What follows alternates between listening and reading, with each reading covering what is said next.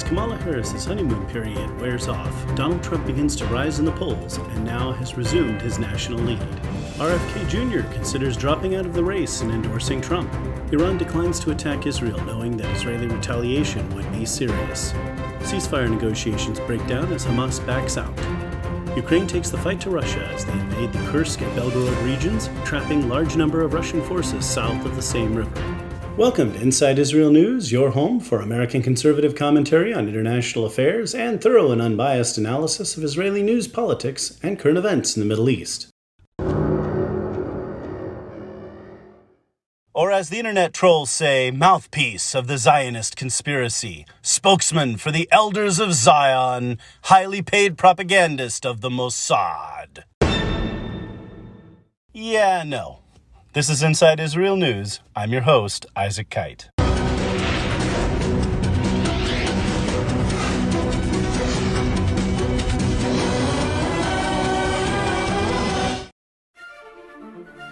Welcome back, Insiders. What a week. My God. So many things going on.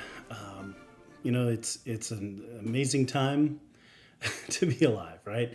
Maybe live in interesting times. Well, we are definitely in interesting times, and that is absolutely for sure. Family issues that I've been going through are slowly getting better, so I am getting back on my game. And I'm going to try to bring you some very good analysis in this episode. We'll see how good it is. With that, as always, I am your gregarious Vulcan, your mad genius, your prophet of things to come, your shadow president, and all those great things. Here to bring you the analysis so that you know everything that is happening in the world and all the things that are still to come. What's likely to happen next? That's our big thing here on Inside Israel News. I often talk about things that become headlines or become the case shortly thereafter. And, whether it was J.D. Vance as a prospect for vice president or the last episode I talked about how there'd be this honeymoon period with Kamala Harris. All of these things are ultimately have come to pass. As the DNC convention is on, and I've been seeing things from that, I can't watch. I've tried in the past, and it's inane, so it's painful to watch or listen to. But I listen to clips as they come out, and what I hear and see is a lot of hate against Trump, and not a lot of policies. The policies we have heard from this prospective administration. Oh my God. Anyway, more on that in a second. But as the DNC convention is going on, it's not nearly so entertaining as the GOP convention is. It is outright boring. And it's already had its share of nutters. On the first day, protesters broke through the fence. There's a barrier, a fence around the convention hall. And they managed to break through that. And in the process, create more consternation. We had a lot of protests at the 1968 Chicago Convention. It was a nightmare back then, so we're doing it all over again. Anyway, apparently. Repeat. At one point, some nutters got up on stage and started shouting about how, Israel was committing genocide and 150,000 people had died. And it's like, wow, Nancy Nutter, what are you talking about? Nobody has those kinds of numbers. So fruitcakes have gotten on stage, and it's been interesting. It's a nut show. I think you'd probably find something more entertaining if you were watching, live camera at a mental ward. This is the most boring and I lack the words to describe. It's boring and it is lackluster. Like there's absolutely nothing exciting about it. They tried to create some excitement around we're gonna have a special guest star and all this kind of thing or whatever. And it's like they're trying, but it's really boring. There's nothing to listen to. There's not much to it. So what are we getting there? Trump bad. Did you know that? Trump bad. Repeated many times, including, as always, the lie about the very fine people comment when Trump said there were very fine people on both sides of the statue issue of taking down statues. And immediately after that, like 2 seconds later, he says, not the neo-Nazis and those people, not those people. Those people are white supremacists. They're nuts. But they're good people on both sides of the statue issue. So they keep repeating that lie. Even Snopes has pointed out that that's not correct. I mean, it's edited audio. It's the same old nonsense. Like earlier this year when Trump said that Biden being reelected would mean a bloodbath for auto industry jobs. And then they went out, Trump says it'll be a bloodbath if Biden's reelected. God, people, how stupid are you people? I guess their viewers are not very bright because, well, I don't know. And they also want to believe this stuff. I mean, that's the beauty of this kind of totalitarian indoctrination when you convince a bunch of people that they want to believe that things are the case. And that turns your sort of policymaking into a matter of faith, right? As Clinton Rossiter, the great American political scientist in the middle of the 20th century, pointed out, Marxism, and he wasn't the first to point this out, but Marxism is very much like a religion. And these leftists, these people on the far left, and they indoctrinate people into this religion in college. They really have devout faith, because where these policies and political structures and approaches to government that they endorse have caused mass murder and mass starvation and oppression and misery everywhere they've been tried. And even here, the degree to which we've implemented left-wing policies have been disastrous. Right, universal healthcare. Well, there goes the healthcare system. Public education. Well, there goes the public education system. We have massive institutional failure everywhere these people have power, and you only have to look so far as the Disney Corporation to see what happens when they go into business. Right. I mean, here you have the Disney Corporation that came with all this, had all this popular television. They bought Star Wars, they bought Marvel. They've proceeded to run those franchises into the ground and ruin them. And now, they're having to cancel shows and stuff. It's just, it's predictable. People want entertainment. They don't want woke moralizing, this puritanism of the Marxist left. So people have had enough of it. We're tired of it. And that is why support for Donald Trump is at an old-time high. Now, there have been some changes. Obviously, the ennui about having the same two candidates at the same, again, in this presidential election, was serious and severe. And now that they are not the same two candidates, we have a new candidate in the form of Vice President Kamala Harris, that has changed the dynamic of the race. And so there's been some temporary excitement. Oh, there's someone new. And they were able to get polls out that showed her having a big lead here and there. Now it's like there are polls that have D plus 11, where they're overpolling Democrats by 11 points, and they can barely get a 1-point lead for Harris. I mean, they really have to struggle now. And in the battleground states, Pennsylvania, Michigan, again, same kind of thing going on where, clearly Trump is on the rise. He's gaining ground. We have the Don Lemon interviews where he goes out, poor Don Lemon, he goes out and just talks with average people. And a bunch of them are Trump, Trump, Trump, Trump. And, he can't believe it. Black people, women, it's all these different groups that he wouldn't expect to be supporting Trump. And they're supporting Trump. Prefer Trump. So, and then he goes, oh, well, but, Harris has done this, Biden's not, the economy's actually really good. And you're like, that's, whatever. So, that kind of thing just amuses me because, Lemon is one of these deluded extremists who thinks that they're normal, right? And this is what's funny, they describe J.D. Vance, he's just weird and weird policies and this kind of thing. Meanwhile, they've got trans people running around the White House taking pictures topless and, but they think they're normal. They don't understand that they live in a bubble and that, they're like 10% of the population and the rest of the country is this whole other thing. And because of the college indoctrination, most of the people that these far left people interact with, who are in, among the nation's elites, who went to the best colleges and all this kind of thing, right? They're all, at the very least, they talk left. Very rarely do they go right. So as they're interacting in their world, they just don't encounter a lot of people. Maybe they have one family member or they know someone, I've got a a good friend of mine who lives in California, and he's got two friends, myself as one of them, who are not far left.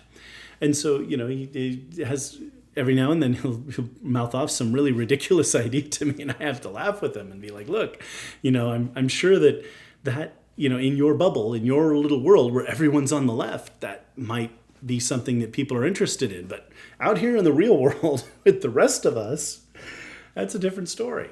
So, you'll have these people, and they're shocked to find out that, you show them polls, like a majority of Americans want abortion restricted. And they're like, no, and their heads explode. They don't understand, and now that's a state's issue, thanks to the Dobbs decision. So, this is the world that they live in. They don't really live in a world of facts. They live in a world of delusion. And I've talked about that a lot, especially in the Lippmann's Logic sections, the little snippets that I've had in the show, where I talk about, living in the real world, and the world is changing, and sometimes you miss the changes, and it's important to pay attention. One of the reasons you would listen to this show, because I'm always keeping you up to date with the changes in the world. And we've talked about you learn about demographic winter, you learn about deglobalization, about the processes that are in play in the world right now, that historians will look back and say, well, this is the age of this, and this is the age of that. This won't be the age of climate change, or, the progressivism. It'll be the age of the end of progressivism, most likely. This is going to be remembered as the age of demographic winter and deglobalization. Those are the two processes that are on right now. So there we are.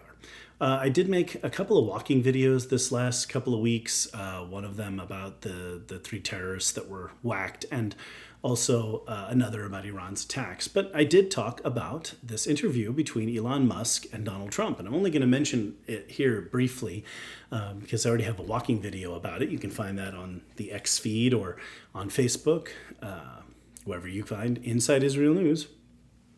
On Facebook, it's Inside Israel News. On X, I have changed the name to America Israel Insider News. People are getting the wrong impression from the name. They think I'm Israeli, or that it's an internal Israeli show or something like that. And I'm like, no, this is American conservative commentary on international affairs.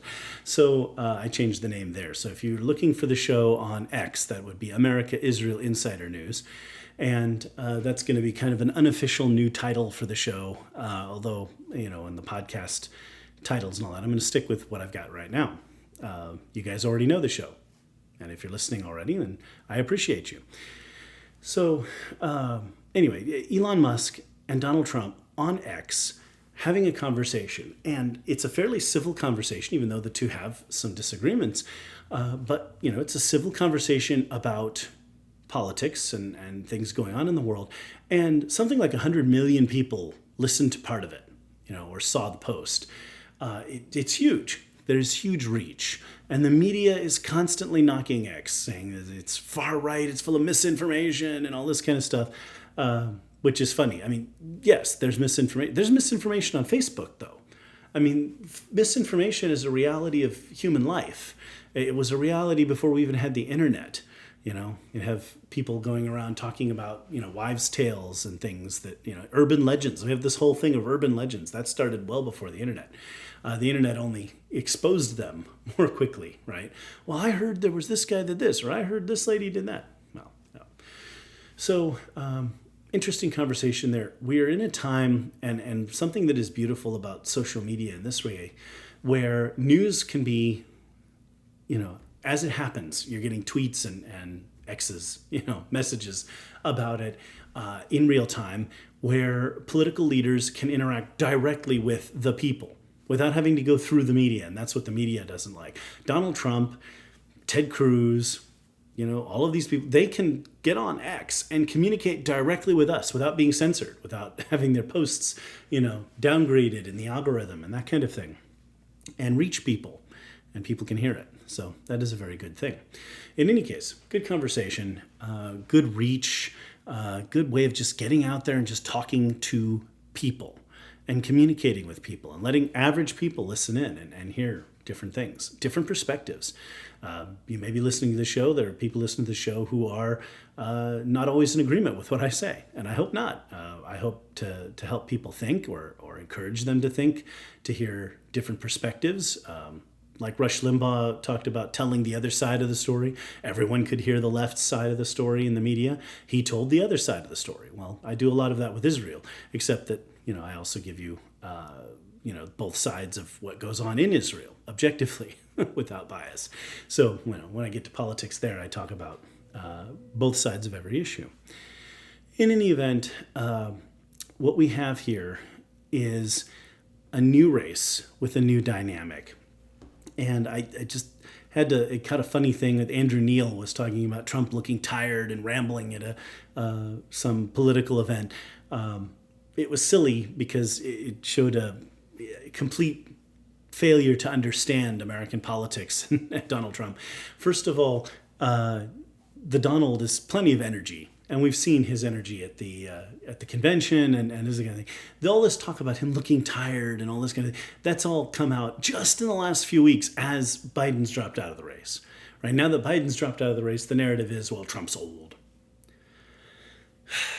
Trump was just fine a while ago. They couldn't talk about old and that kind of thing while Biden was in. Well, now they're going to talk about him as being old. Well, whatever. In any case, as for rambling, Trump has a very conversational style. He talks to people, even when he's talking to a million people or in a big rally or whatever. He speaks to people like he's sitting in your living room and he's just talking with you. And it's a breath of fresh air for a lot of Americans. They're tired of the condescending tones of Barack Obama. I have to think about that for a minute because I'm so much smarter than you are and so much more intelligent. It takes me a minute to figure out how to explain it to idiots like you. How do I say, let me be clear. This is not who we are. And, people get tired of that stuff. Even Mitt Romney did it. Talking down to us like we should be ecstatic that these people deign to be our leaders, that they condescend to us and think we're all idiots. Well, we're not. American people know how to run their own lives. Individual people, whether you're working, whether you're a business owner, whatever it is that you do, you are the fundamental political unit in this country. And people don't need to be talking down to you.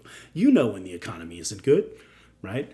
I'm making more money every year, every year over year, I'm doing better, but it still feels like I'm hand to mouth myself, right? Because as I get more money in, everything costs more. And, I'm trying to take care of, my dear wife and 6 kids and a little baby, who doesn't have a lot of needs at this point, but diapers cost a little bit of money, right?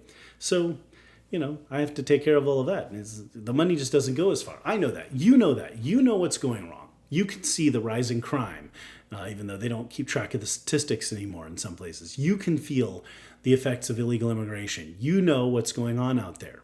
And they try to tell you, they gaslight you by saying, well, no, you don't know that. You don't see that. That's not true. The economy's fine. Really. That is why a lot of people are voting for Donald Trump. Okay, so as this new election dynamic comes up, and we have this Trump being tired and this kind of nonsense and not understanding that he's, has this sort of colloquial communication style that people, his supporters certainly like. One other thing that has changed about the race is that RFK's place in it has changed. When RFK first ran, he was running against the Democrat establishment, right? And then he went independent and was offering an alternative to people, right? If you didn't like Biden and you didn't like Trump, and there were things he according to his agenda, not to like about both of them, and also some issues he wants to talk about. Issues with the FDA, with vaccines, with, greater transparency. Now, I'm not endorsing those positions. I'm just saying that I don't know that transparency is a bad thing. I know how some of these studies are conducted, and you'll do vaccine studies, and a couple of the children in the vaccine study will die mysteriously, and those are just pulled out of the study, right? We just set them aside. We don't mention in our study that a couple of kids died, and we don't really have a reason, right? Those are kinds of things that people don't like about those kinds of studies and what have you. We want to know the risks of everything for real, right? I have my kids vaccinated, and they stay up with their vaccinations. There have been times when we've put some off. After all, since my kids don't go to public school, hepatitis isn't as serious a threat for them because a lot of our public schools are filthy. and you have much greater likelihood of being exposed there to that, and enterovirus and other stuff. So, in any case, we put some things off. I just don't want them to get 5 shots at once, but you can get 2 shots at a time, maybe. In any case, the point is transparency is good. So I really don't have a problem with a lot of his agenda. I mean, he's got some things that are a little weird. I do like that he talks about the terminal illness pandemic, that people are developing, deadly illnesses at a higher rate. That's an interesting thing to talk about. Maybe we should have a discussion about what is killing Americans. One thing is stress. I think is a big problem. I don't know that that's one RFK has picked up on, but we need to chill out. We're very stressed. And mental illness is a big part of that too. Anxiety and all that.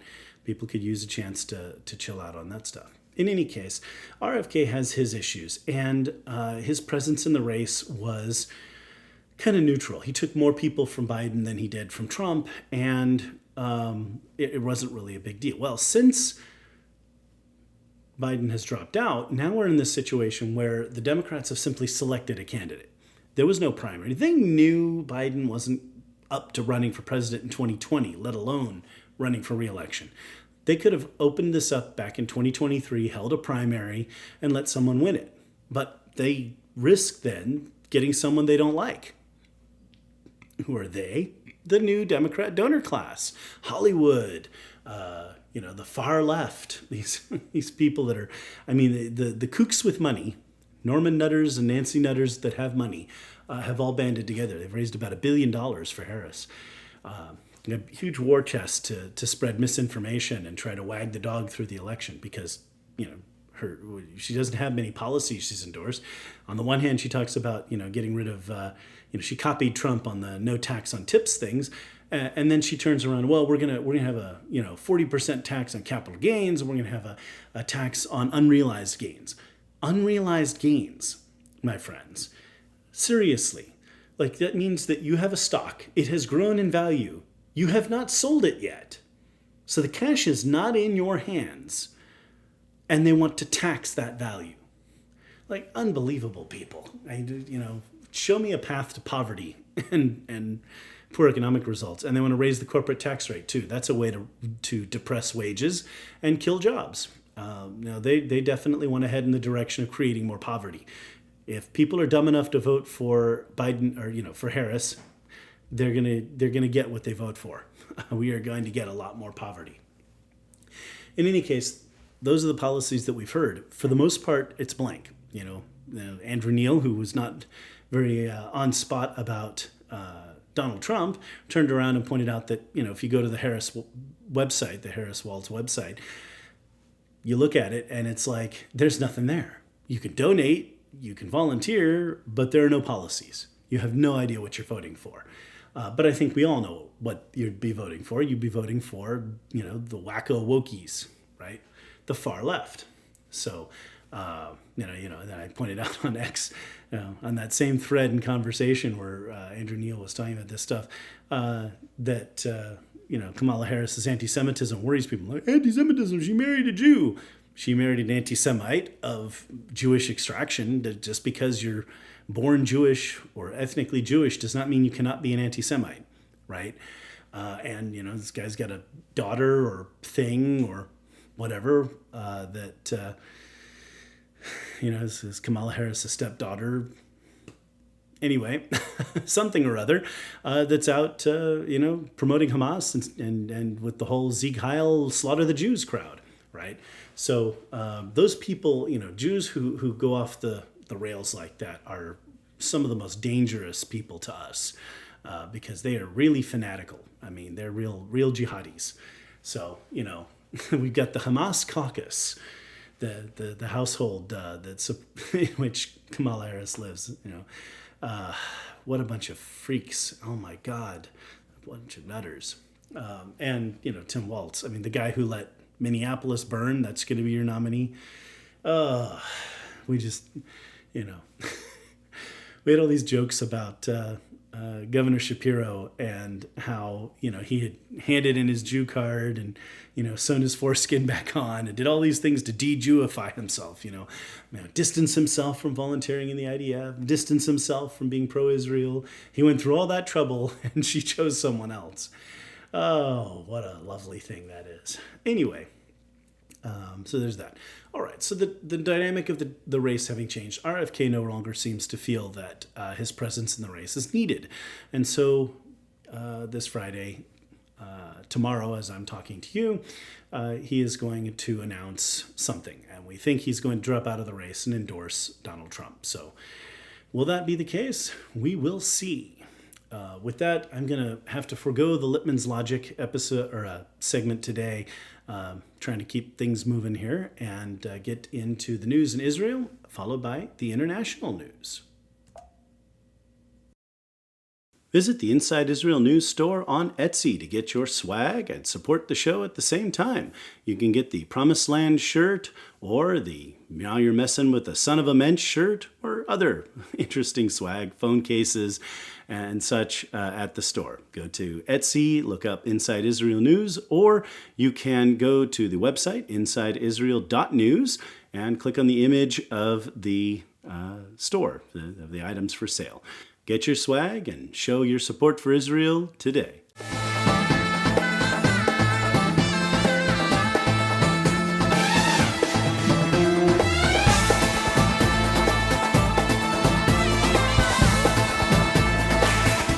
So following the assassination of Ismail Haniyeh, we had this threat from the Iranians that they were going to retaliate and Israel was going to be bombed in some horrible way, kind of like they did months ago.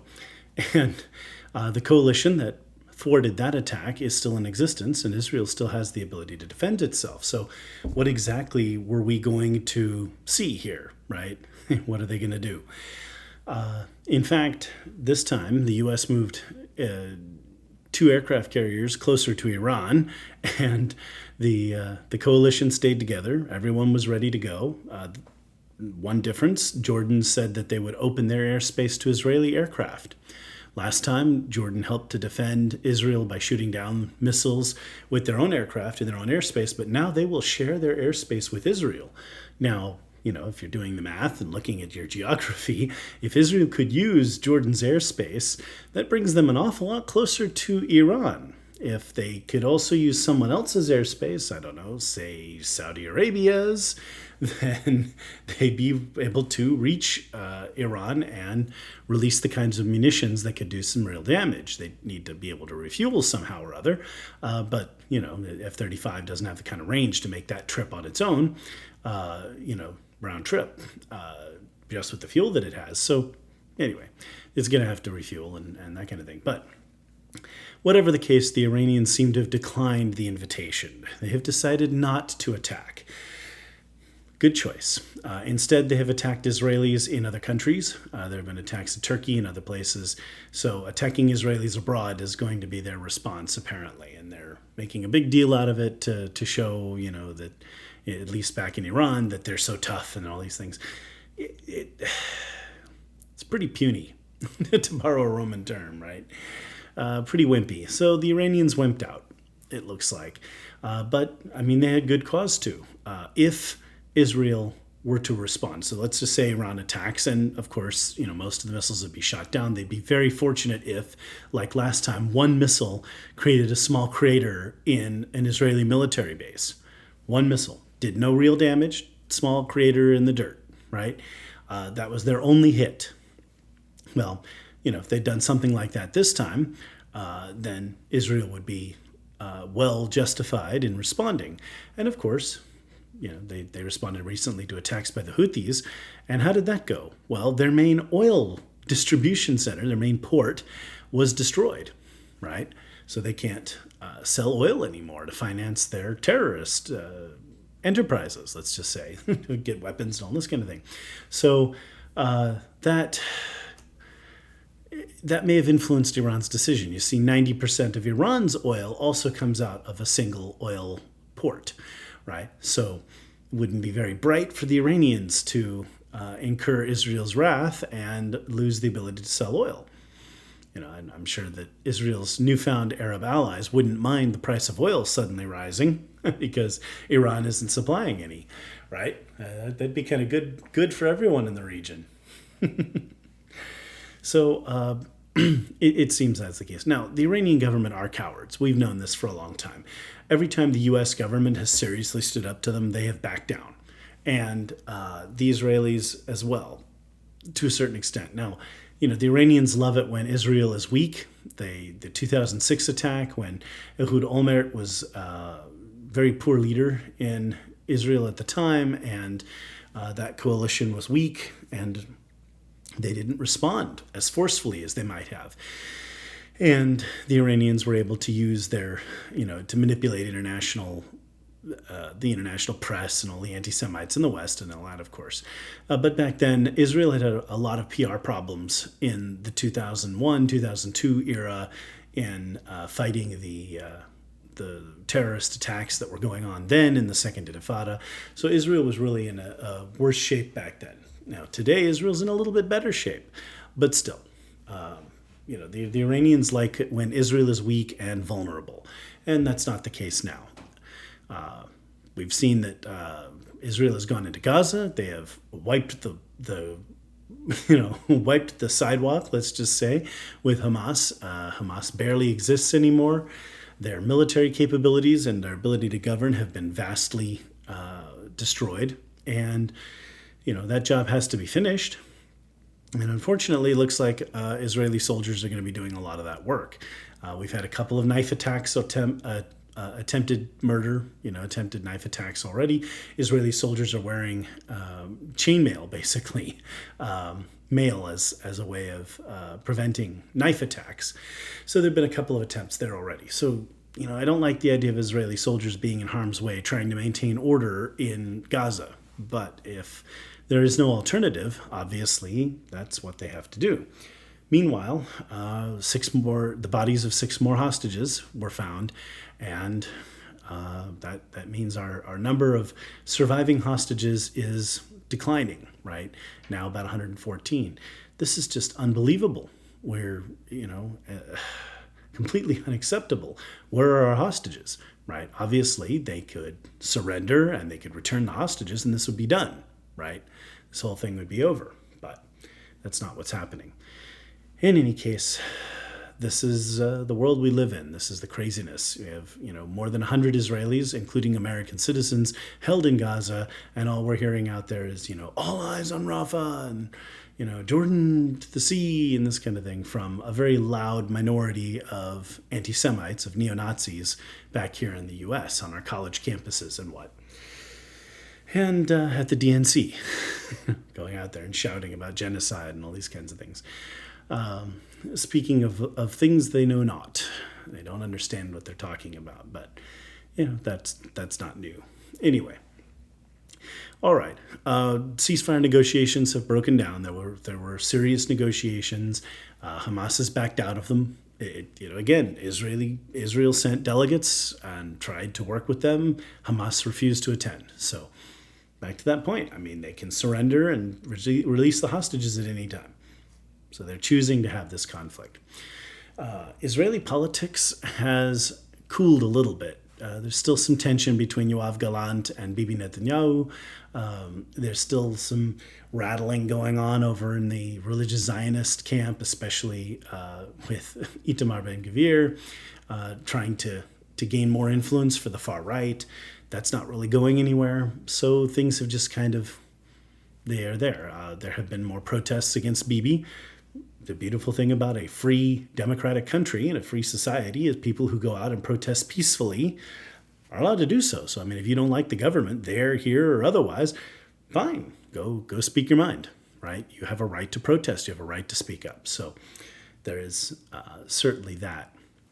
The press coverage of Israel, I think a lot of people have gotten bored. We still get some stupidity in terms of the propaganda out there. There's this guy, talking about, 2 children that were killed, and he's showing their clothes and their birth certificates and this kind of thing. It's like, look, buddy, I can print up, certificates on my computer or steal them from someone else. I can get baby clothes and that kind of thing and pretend that I lost, loved ones and whatever tragedy, that doesn't make it true, right? And, even if, that it were true, how did it happen? Something about, Hamas attacking Israel and Israel having to defend itself by destroying Hamas. It's the Hamas leaders who say they want to do October 7th again and again, right? So that's why we have to fight back. We have to destroy these people. So let's not forget that. So this is the situation. The Israeli political situation, as I said, a lot of the politics is kind of on hold until after the war. Israel is ready for the conflict in Lebanon, but Hezbollah has kind of been backing down. They haven't, they're happy to needle, they're happy to fire rockets and do this kind of thing, but they aren't ready to go to full-scale escalation. I think Hezbollah knows that if they have a direct confrontation with Israel, it will not go their way, right? This time the Israelis are ready to take them on, really seriously.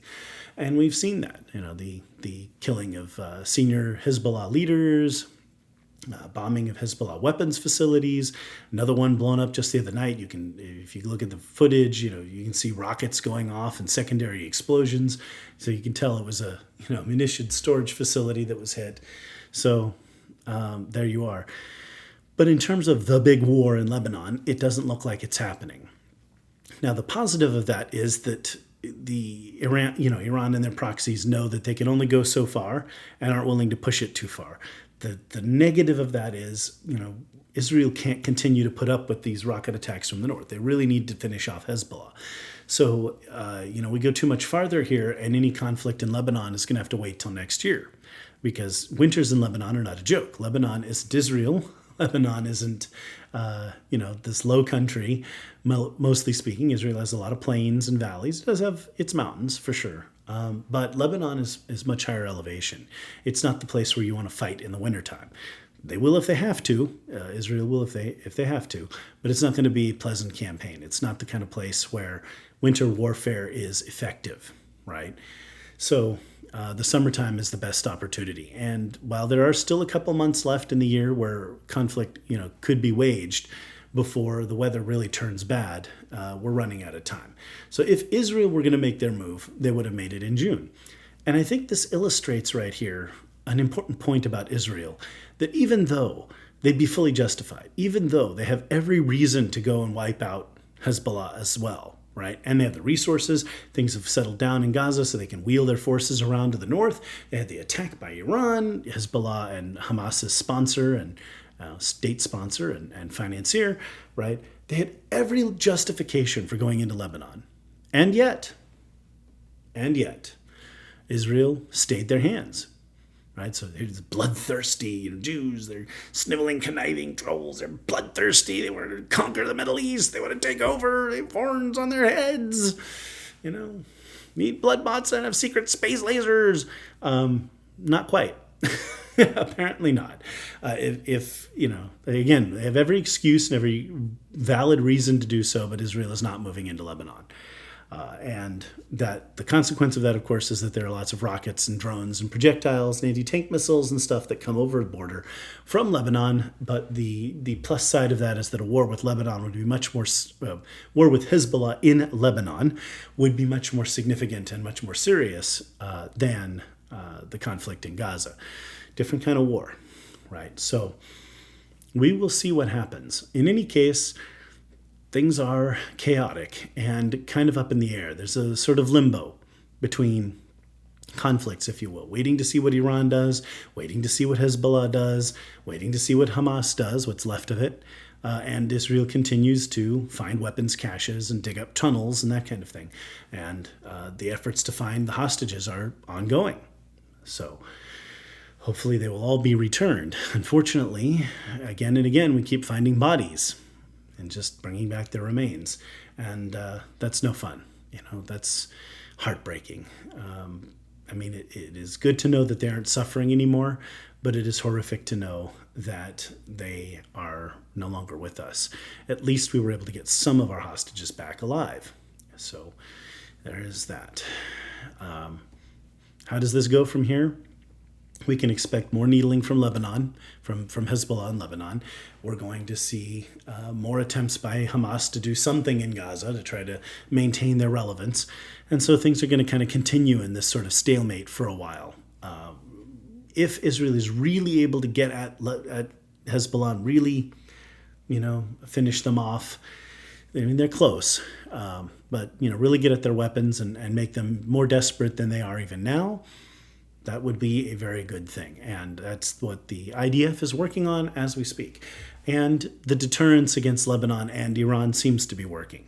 So for now, things can chill. It seems, sort of geopolitically, that Bibi came to the U.S. He saw that the Harris, that Kamala Harris would be weak on supporting Israel and that Trump would be strong. And so there was no reason to wait. Just go ahead and settle some old scores now, get rid of some of these Hezbollah and Hamas leaders, and then wait and see what happens. If he gets stuck with Kamala Harris, he'll have to tone things down and kind of, it'll be time to batten down the hatches and be prepared for dark times and difficult times. If Trump wins, Trump will back Israel on any reasonable military enterprise. So then Israel can continue to defeat these forces. So that's what we can expect in the future. Right now, a lot of things in the world hang, whether it's, in Ukraine, in Israel, the situation in East Asia, everything kind of hangs on this presidential election, just like last time, when we saw the election go to Biden. Immediately that meant there was going to be war. There's going to be conflict because it's a weak administration. No one has any, no one fears or respects the Biden administration. And that would be the same with Harris. We have conflicts. But they know better than to mess with Trump. And Trump has shown himself willing to go, break the rules, if you will, of the political rules to go after his enemies. With that, I'm going to close out this segment. That's the Israeli news for now, and I'll go into the international segment, and then I will wrap up. So as I've mentioned a couple of times here thus far, I've been rereading Good Intentions by Bob Zeidman, funny political story by a good friend of mine. And let me tell you, this is a great story. Just had the courtroom scene I reread the other day, and you get people in and there's a trial over somebody saying the one word nobody's allowed to say. So they have this trouble of identifying it in the court. Well, who can say this word and this kind of thing, and the trial is all about identity politics, and is the defendant gay? Is the defendant part of a minority and this kind of thing? Anyway, it's good fun. Sometimes we need to laugh about all this political stuff and relax and not take it so seriously. In any case, this is a great book. So, Good Intentions by Bob Zeidman. He also has Animal Lab and a few other great stories out there too. Check it out. Available on Amazon and Audible and other places where you can find your books. I just, I enjoy the story, and it makes a good laugh for me. Get tired of things being so serious all the time. Why so serious? Let's have some laughs. Let's have some gags. So, Good Intentions and Animal Lab by Bob Zeidman.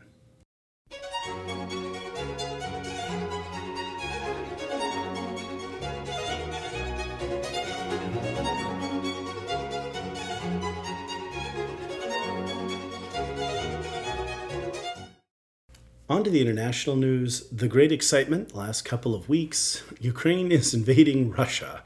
Suddenly, and this is amazing, suddenly the Russians are screaming and crying about sovereign borders and not invading other countries. Something rather ironic about that. Just because the Russians don't think Ukraine is a country doesn't mean that the rest of the world doesn't. And obviously the Ukrainians think it's a country and worth defending. So Ukrainians are out defending themselves and preventing, trying to stop Russian aggression. And the Russians now are getting a little taste of their own medicine. And how's that taste? How is that? Being invaded, Slow advance by the Russians in the Dunbas, very slow progression around Chesav Yar and a few other places. Not not any significant gains by the Russians, but Ukraine is just finding it difficult to hold them back. Meanwhile, they've been able to launch this invasion into Kursk, and it's without drawing you a map, but if you go look at the maps, the incursion into Kursk is kind of on a sort of an angle where the borders between them run north to south parallel, and then south from there. In any case, there's this pocket between the same river, Seym, the same river, and the Ukraine border, and there's some 3,000 Russian soldiers that may be cut off there because the Ukrainians have destroyed all of the bridges over the Seine. So the Russians can't resupply them or bring them reinforcements. So there's a pocket. There are Ukrainian troops advancing in the direction of Kursk proper, and they're building fortifications to defend the territory against Russian counterattacks. Curiously, in order to counter this, Putin has, you'd think, well, what's Putin going to do to counter this? He's going to send military units, right? And do this kind of thing. Yes, but the people who are in charge are the FSB, the replacement for the KGB, right? So it's these intelligence officers, an intelligence agency. They're the ones in charge of going after Ukraine's entry into Kursk. And of course, Russian propaganda, it's a terrorist, counter-terrorist operation. They're neo-Nazi terrorists that have invaded, those neo-Nazi Ukrainians with their, Jewish president and, their democracy. So Nazi. You can see the parallels right there. It's so obvious. It's plainly obvious. You can't make this stuff up, my friends. But it is beautiful to see the Russians getting a taste of their own medicine. And now they can't seem to stop the Ukrainian advance. Now, it's been argued those Ukrainian troops that are fighting there could be used in the Dunbas to try to turn the Russians back. But to what end, right? Turning the Russians back for now in Dunbas achieves some short-term tactical goals. But in the long-term strategic situation, what we have here is a stalemate, a quagmire, right? This is not going either way. This is very World War I. It's like, we gain inches and feet and meters, but not, any significant or substantial victory. And it's back to that point that's been made about the First World War, is that with the technology of the time, the major powers had the ability to confront one another, the ability to sustain a war with one another, but not the ability to land that knockout punch that ends the war, like we eventually had at the end of the Second World War. One, by invading Germany, all the way to Berlin, right? And two, by dropping the bomb on Japan. Well, in this case, we don't want anyone dropping the bomb on anyone. And this war is just, going on and on and on ad nauseum. So what are we going to do about this? Well, we can continue to support Ukraine in their efforts to prevent Russian takeover. We have to make sure that Ukraine is not taken over by Russia, because Putin will take over Moldova next, and then he'll be moving into Romania and Poland. The Russians can't stop. They really believe that they can put the Soviet Union and the Eastern Bloc back together. And it's not anything we want to see happen. It is very contrary to U.S. interests and European interests. And Europe is stepping up to do more about it, although, they're not able to do as much as we can, obviously. So that's the situation there. It's a stalemate in the Donbass, more or less. Slow Russian advances, was the joke that, they might conquer Ukraine in 70 years at this rate, right? But they're not getting very far. Meanwhile, the Ukrainians are making great strides in invading Kursk and now Belgorod, which is the next oblast or state or district. Basically, oblast means district over, But I just imagine, when this happened, somewhere in Moscow, right, you'd have Vladimir Putin and, getting the news, and you'd hear somewhere at the shot, just him losing his blank. Anyway, it's time that the Ukrainians get around the Russians, somehow create some upper hand, some leverage that they can use to stop this war. So go Ukraine, Slava Ukraini, Very good strategy there. And now, if the Russians are unable to dislodge them and drive them back across the Ukrainian border, that's going to create a very awkward situation for the Russians, where they occupy Crimea, good parts of Kherson and Zaporizhia Oblasts, and parts of the Dunbas, but Ukraine occupies parts of Kursk and Belgorod Oblasts. A little tit for tat there. Let's see if that, if we get to the negotiating table, I'm pretty sure that the Russians will not want to get in the negotiating table in this situation. They're not going to like the outcome because it's going to be pretty obvious. There's a trade here. If Russia wants Russia back, they're going to have to give Ukraine back, right? So there you go. All right. We had the elections in Venezuela. Now the Supreme Court there has quote unquote verified Maduro's false election results. And he sent his colectivos on motorcycles to swarm Caracas and try to beat up and intimidate and murder anyone who disagrees or dissents from him. It's a very overt dictatorship. I mean, it's been a dictatorship for some time, since Hugo Chavez was president, but now it is very overt. It's very in your face. It's very out there. And maybe there were a number of people who in Venezuela who had held out the delusion, that, we're kind of a democracy. Well, people kind of voted for this. Now it's fairly obvious that this is not what the people are voting for. Maybe this is the time. So continue to give my best to the protesters and the demonstrators there who are, fighting for their freedom. And God, it would be really great if Venezuela could get out from under this regime. They have all the resources and opportunities to be a very wealthy nation. Right? If they took the Javier Milei path to free market, freedom, deregulation, and that sort of thing, God, Venezuela would be a very wealthy country.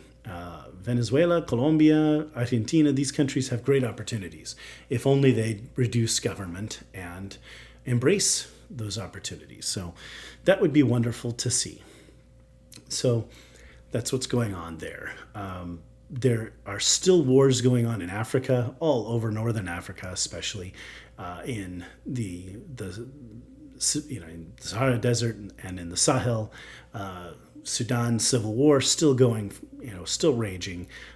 There's stuff going on in Mali and all these countries up there are having problems, internal conflicts.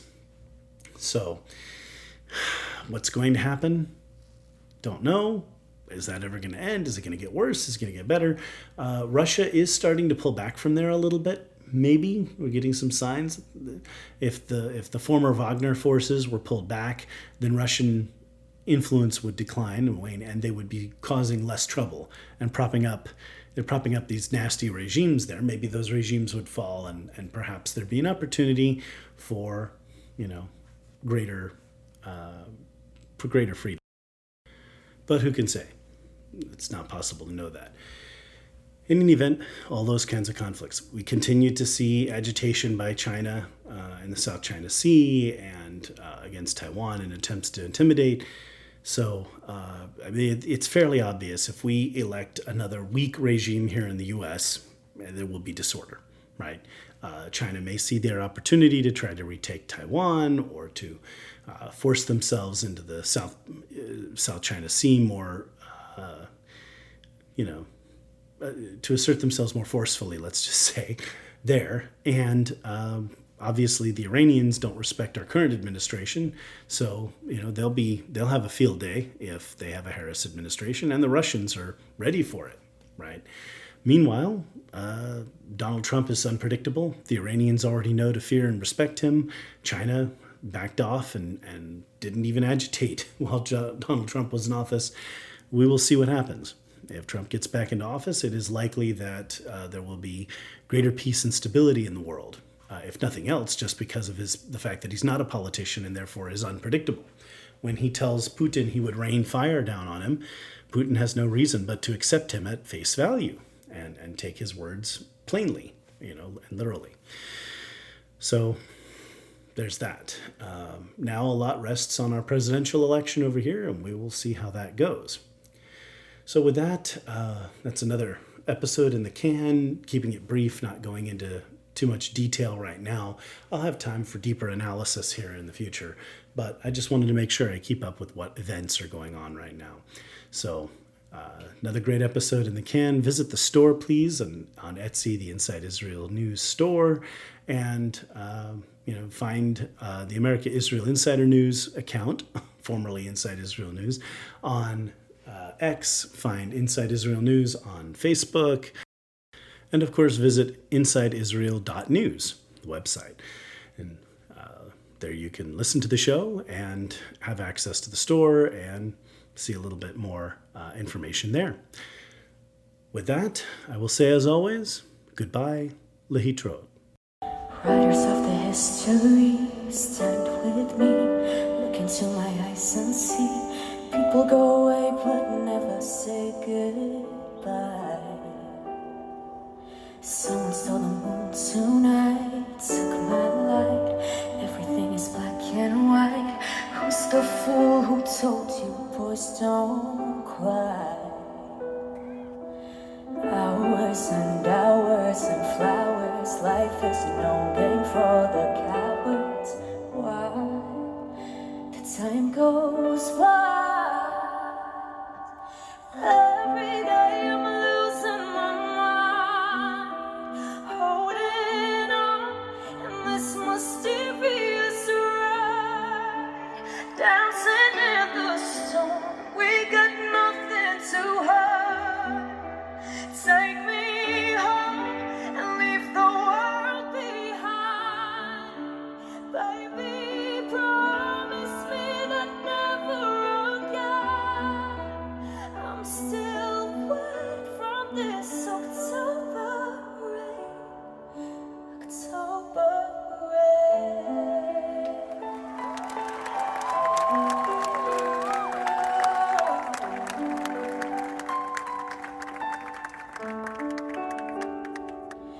Living in a fantasy, ecstasy, everything is meant to be. We shall pass, but love will never die. Hours and hours and flowers. Life is no game for the cowards. Why? The time goes wild. Every day I'm losing my mind, holding on in this mysterious ride, dancing in the storm. We got nothing to hide.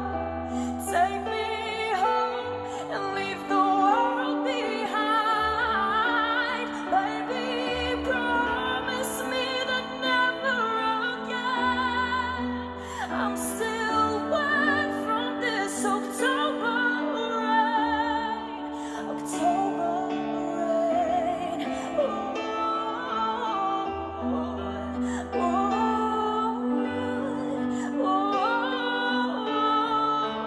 October rain.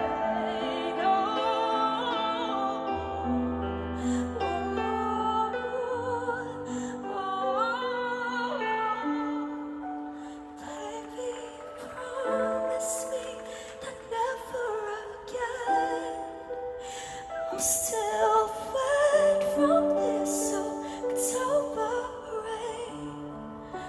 October rain.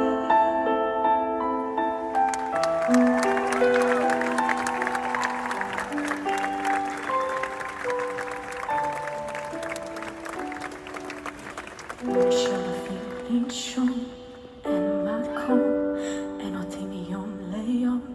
כולם ילדים טובים, אחד אחד.